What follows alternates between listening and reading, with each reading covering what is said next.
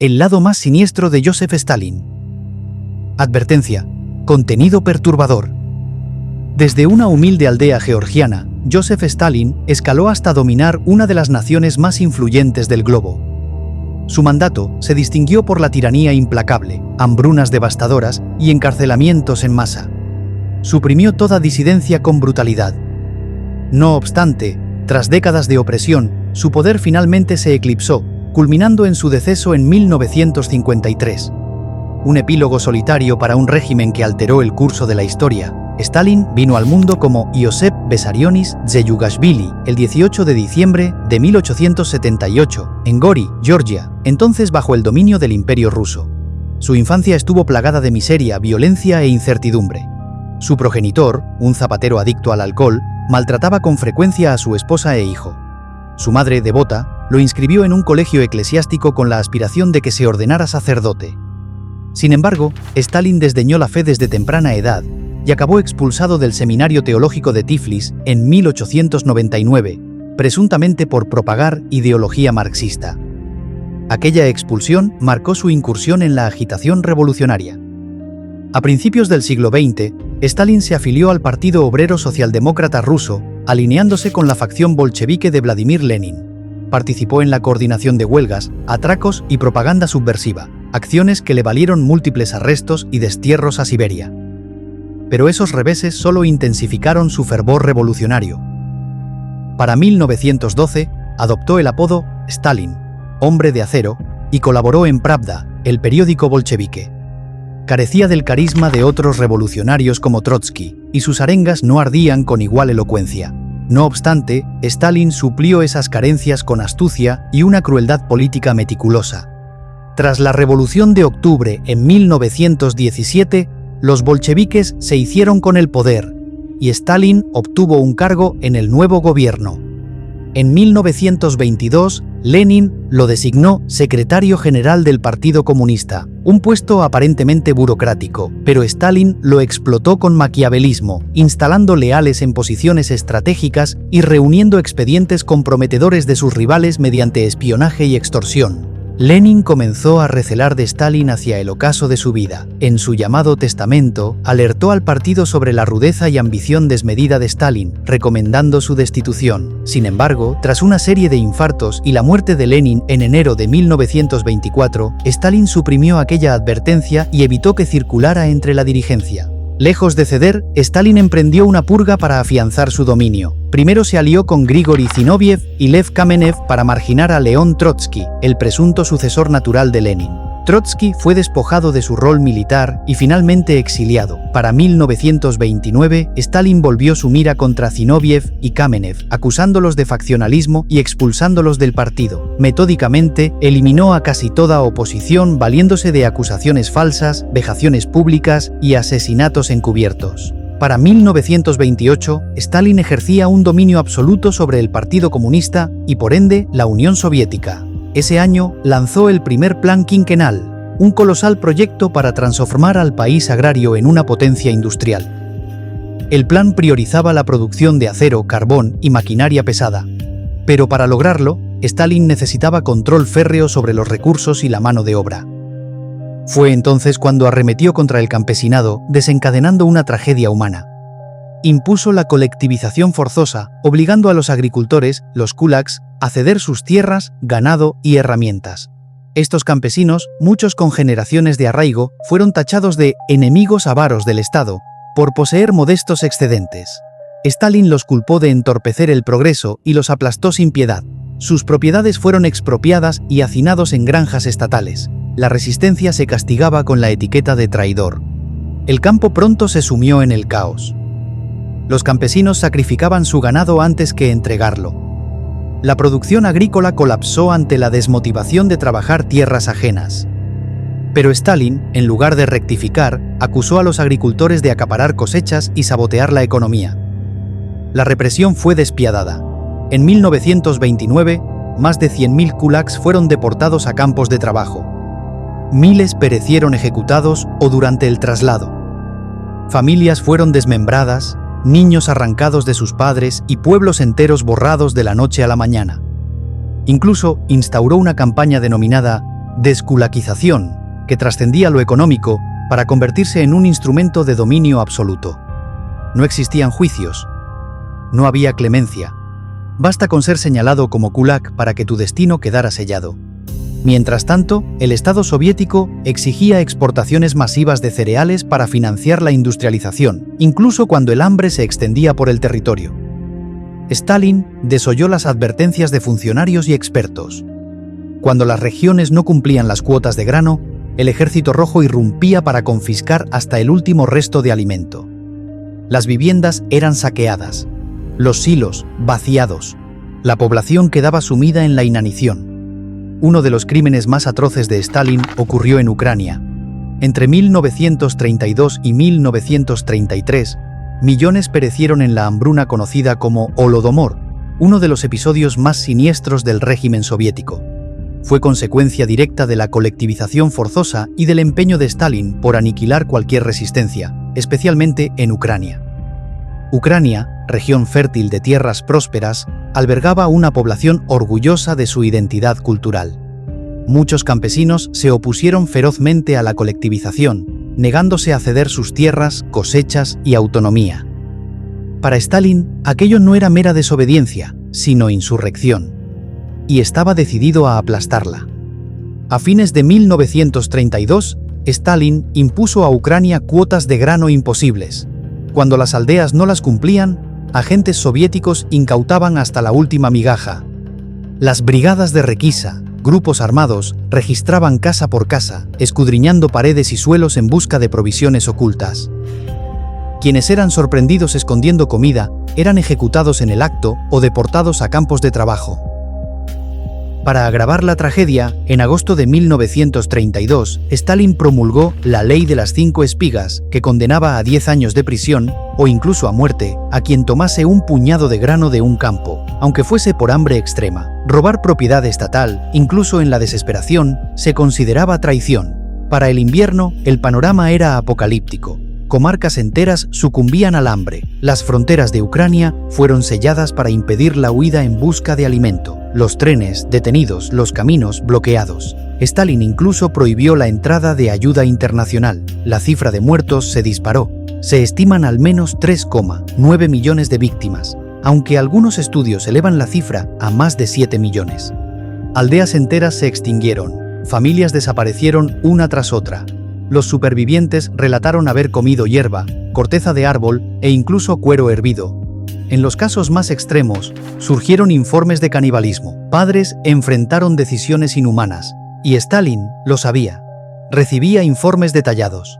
Sabía que millones morían, pero no solo no redujo las cuotas, sino que intensificó la presión, tachando a los ucranianos de haraganes, traidores o saboteadores. Mientras las ciudades recibían alimentos y la propaganda proclamaba el éxito del plan, el campo ucraniano era borrado del mapa.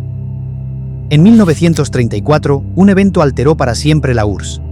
Sergei Kirov, líder comunista en Leningrado y potencial rival de Stalin, fue asesinado en circunstancias sospechosas. Kirov había discrepado con Stalin poco antes, y su muerte, en un pasillo gubernamental, sin seguridad, llevó a muchos a creer que el propio Stalin lo ordenó o permitió, usándolo como pretexto para eliminar opositores. Tras el crimen, Stalin promulgó leyes que permitían a la NKVD, policía secreta, arrestar y ejecutar sin juicio. Así comenzó la Gran Purga, o Gran Terror. Inicialmente discreta, para 1936 se convirtió en una represión despiadada. Entre 1936 y 1938, más de 1,5 millones de personas fueron arrestadas. Muchas por motivos absurdos. Un chiste sobre Stalin, llegar tarde a una reunión. Los detenidos eran sometidos a interrogatorios brutales, palizas, hambre, tortura, hasta firmar falsas confesiones. Los juicios eran farsas teatrales. Llamados procesos espectáculo, todos, jueces, fiscales y acusados, seguían guiones prefabricados. Las ejecuciones se decidían antes de empezar. Los acusados eran forzados a declararse culpables de traición, espionaje o conspiración contra el Estado.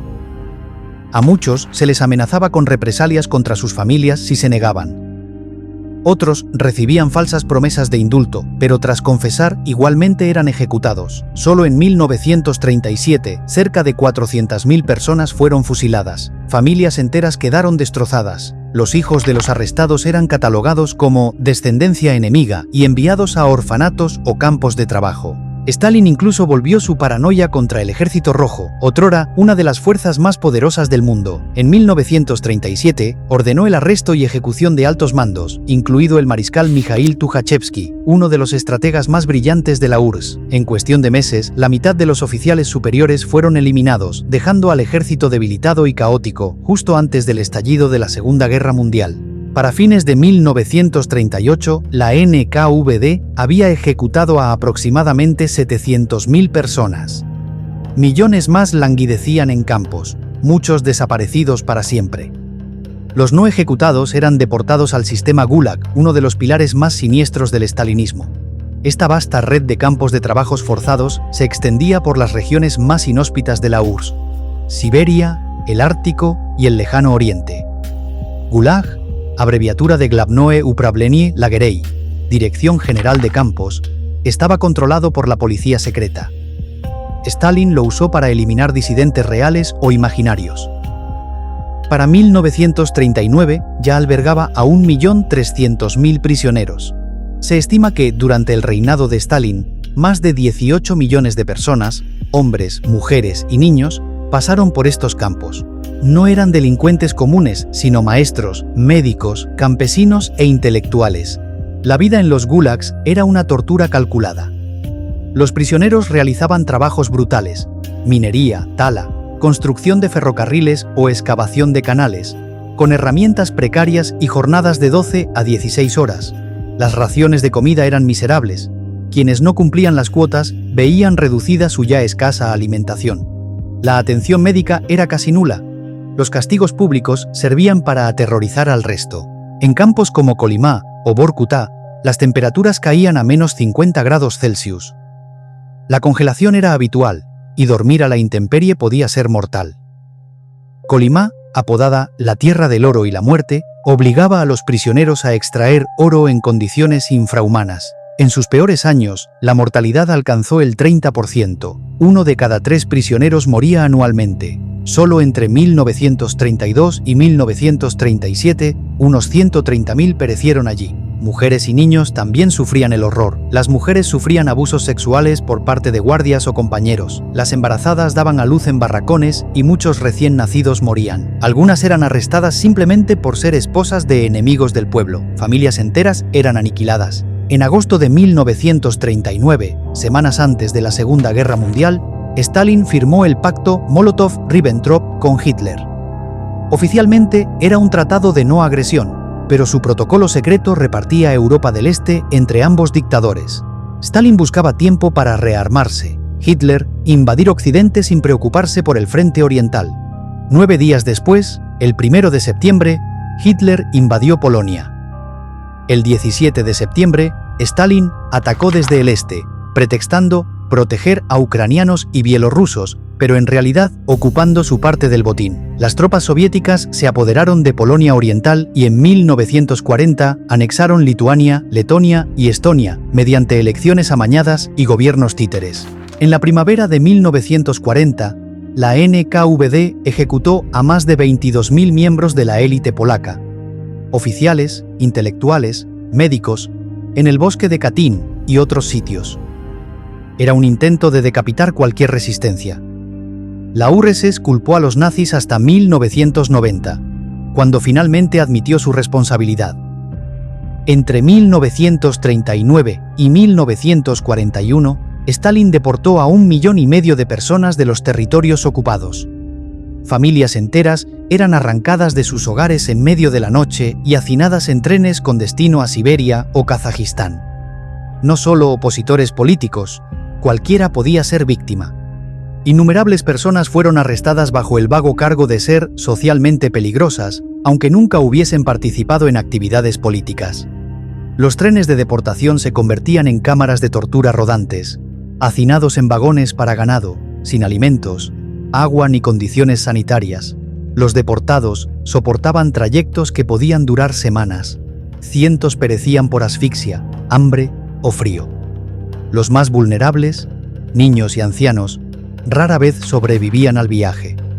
Al llegar a destinos como Siberia, Kazajistán o el Ártico, solo encontraban tierras yermas y la sombra de los campos de trabajo. El 22 de junio de 1941, el sueño de Stalin se hizo añicos cuando Hitler lanzó la Operación Barbarroja, invadiendo la URSS pese al pacto de no agresión. Stalin había ignorado repetidas advertencias, incluidas las de espías soviéticos, convencido de que Hitler no se atrevería a romper el acuerdo. El Ejército Rojo, debilitado por las purgas, retrocedió en desorden. Stalin permaneció en silencio durante días, sin dirigirse a la nación hasta el 3 de julio. Sus órdenes fueron brutales.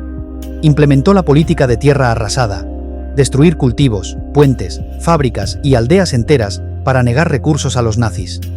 Millones de civiles quedaron sin hogar ni alimentos, condenados a enfrentar el invierno en condiciones desesperadas. Aunque esta táctica ralentizó el avance alemán, el costo humano fue catastrófico. En julio de 1942, Stalin emitió la Orden número 227, ni un paso atrás, prohibiendo toda retirada sin autorización. Estableció destacamentos de bloqueo, unidades encargadas de fusilar a los soldados que intentaran huir. Solo ese año, más de 150.000 militares soviéticos fueron ejecutados por sus propios camaradas. Para Stalin, eran daños colaterales necesarios para la victoria. En 1944, mientras el Ejército Rojo avanzaba, Stalin volvió su paranoia contra minorías étnicas. El 23 de febrero, acusó sin pruebas a chechenos e ingusetios de colaborar con los nazis.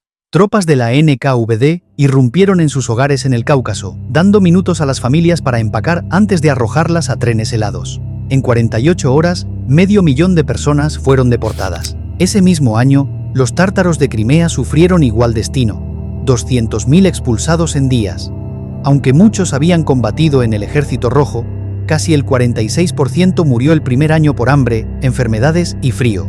Sus tierras fueron entregadas a colonos rusos, su cultura borrada. Tras la victoria en 1945, la represión se intensificó. Los prisioneros de guerra soviéticos liberados por los nazis fueron tratados como traidores y enviados a gulags. Stalin temía que hubiesen contaminado sus mentes con ideas occidentales.